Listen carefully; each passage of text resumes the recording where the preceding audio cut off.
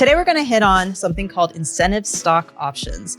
People love to hear stock options because they think it's super cool, and sometimes it's more just difficult. And so we are going to discuss exactly what they are and if they really are cool at all.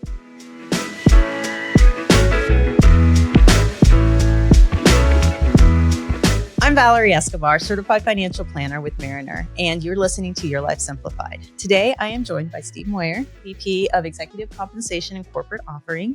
Steve, thanks for being here. Yeah, thank you for having me.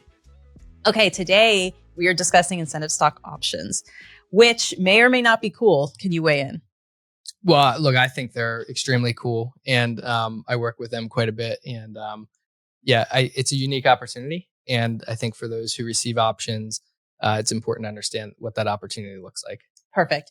Yes. And so I think one of the first things I want to discuss is what an option is. Oftentimes I hear someone say, yeah, they're going to give me an option, but they don't understand that what an option is the ability or opportunity to buy something. So that option itself is not like they've not given you a big bag of cash. They're just giving you the ability to buy something. And so in my simple brain, sometimes I like to put it, use something tangible to help me understand it. And so let's say that your neighbor said, hey, Steve, you can buy this house for $100,000. And you're like, that's cool because I could probably sell it for $200,000, right? So you're getting the ability to buy it for $100,000, but you're not actually getting the house. Does that sound right? Yeah, I mean, I think that's valuable. Not knowing what the future holds. I mean, when I think of it from that perspective, even if they give me the option to buy it based on what the current price is, but it has the possibility of going up in value, but I don't have to make that decision until I know if it's going up in value. That's extremely valuable. On the other hand, if it goes down in value, maybe I choose just to not do anything. Perfect. Yep. So that's exactly what I wanted to talk about today. So there's two main kinds, right? So incentive stock option and non-qualified. What's the difference between the two? Yeah. So the biggest difference is that incentive stock options or qualified stock options are eligible for potentially favorable tax treatment. And so what that means is the net after-tax benefit that somebody can get out of their option can be potentially a little bit higher with an incentive stock option versus the non-qualified version. Okay, perfect. So we'll talk a little bit about the taxation in our next episode teaser. This is a two-parter. There's a lot in these episodes, so we will hit that a little bit later. But let's talk about some of the basic terminology. So grant date. Let's start with that. What's a grant date? Sure. Or how does that impact us? Sure. Grant date is simply the date that options are awarded to an employee. Okay, perfect. The vesting schedule. Yeah. So most of the time, options can not be what we call exercised, and we'll talk about that I think a little bit later. Until the vesting schedule has been met, until the vesting event has happened. So what it means is from the date of award or receipt to the date of vesting, there's really not much that can be done. After the vesting event has happened, then the employee has some decisions to potentially make. Okay, perfect. And so let's say that we've reached our first vesting date. What is a relevant piece of data? Maybe is our strike price?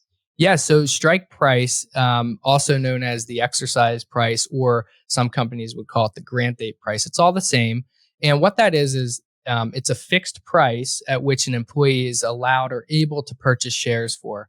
And almost all the time, the strike price is equal to the fair market value of the stock on the date of grant. Okay, perfect. So 2 years ago, I got the grant. It was worth $10. Yes. Right? And now it's worth $20. Yes. So what's the bargain element? Yeah. So the bargain element, we would also call that the spread or the in the money value. But what it is the difference between the current stock price and the strike price. So in your example, current stock price is $20 per share.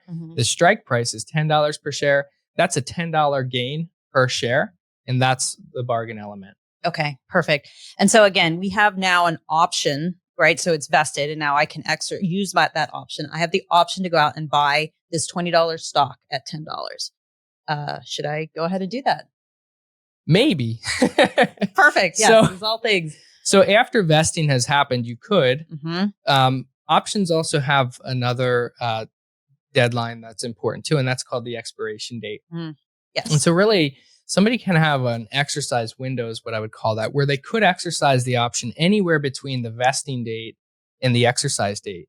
Now, if the options are in the money and they're vested, somebody could choose to exercise, extract that value. Or if they think the stock price might continue to go up, they may choose to sit and wait before they exercise to see if the price actually does go up. Perfect. So it's not just saying automatically that as soon as we get our vesting that we should necessarily go out and buy it. Right? That's right. Okay, perfect.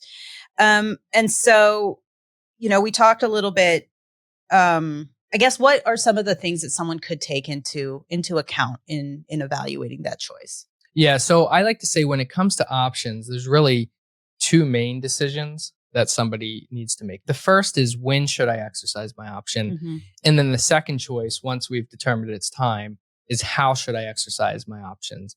The when should I exercise my options? So our approach is we like to start by evaluating the options full potential value is what we call it. So most of the time, when I ask somebody what the value of their options are, what they say to me or calculate for me is the spread or the in the money value, that bargain element we talked about. And so again, how they get there is they take the current price minus the strike price times the number of shares they have, and that's what they tell me their options are worth. And in one regard, that's true. That is what they're worth. But that's what they're worth at a point in time. Today. They're also worth potentially more. And the reason is because options have this other value that we call time value. And what time value represents is how much growth potential remains in an option. So when we think about the value of an option or the full value of an option, we like to start with what we call the full potential value.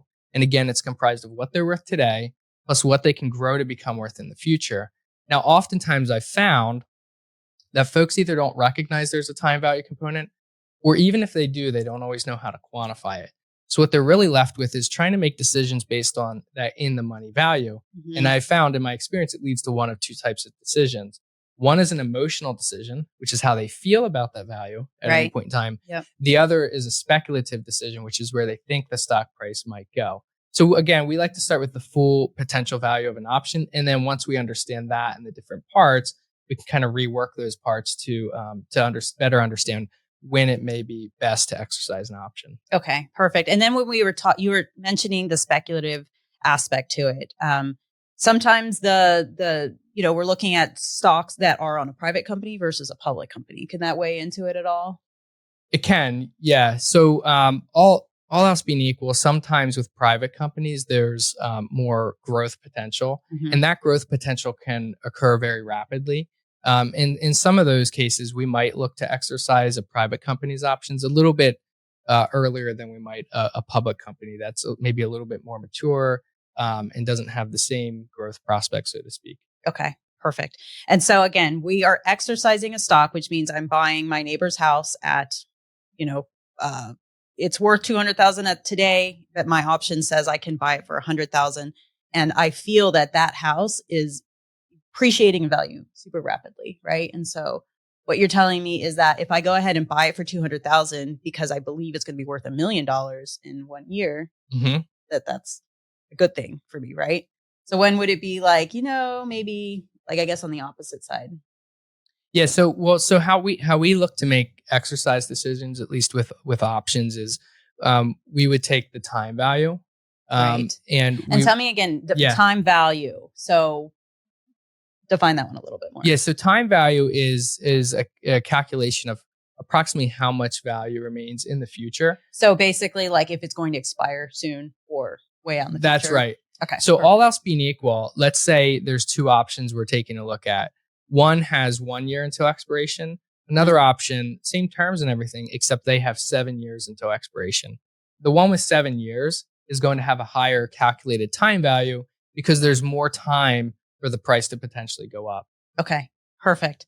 So I think on this, right, with incentive stock options, we can, obviously there's so many different components to it. And so speaking with an advisor that has a lot of knowledge and experience around that's going to be super important. And one other thing that I think we talked about how there are qualified and non-qualified. Is it possible that, we have a qualified option and then we somehow make it non-qualified? It is actually. So a number of things can lead towards a qualified stock option becoming disqualified or becoming a non-qualified option. One of them is something we call a $100,000 rule. It just means that only a certain amount of incentive stock options can vest in the same calendar year. And if too many vest, some of them become disqualified. They are converted essentially to a non-qualified stock option. Other things would be like termination is a common one. So if somebody terminates employment, oftentimes they may forfeit all of their unvested awards. But let's just assume somebody terminates and they vested in all of their incentive stock options.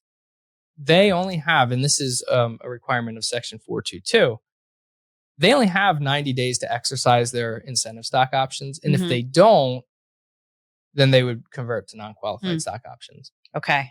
So I'm glad you know all these tax laws. I don't even know, what is it called? Sections? The rules. But yes, very specific rules regarding all of the way that we exercise them and some of the methods in which we do it. Next time, what we want to talk about is the taxation. I think that's the biggest part, especially when we talk about qualified, non-qualified. And then also, right, we are going to purchase our neighbor's house for $200,000. Where's the money coming from? That's right. Thank you for joining us on today's episode of Your Life Simplified. We hope that you will like and subscribe wherever you find us, and be sure to join us next time.